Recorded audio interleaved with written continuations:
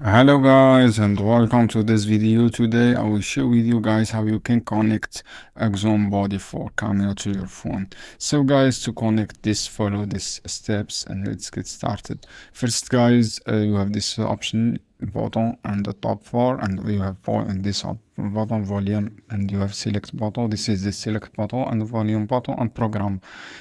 This is the for program, and you have event button. So guys, to connect, all you have to do, from this screen, the first step guys, hold down pairing volume in the bottom, hold on the first step and turn on Axon flex control, turn your Bluetooth on your mobile and to flex control.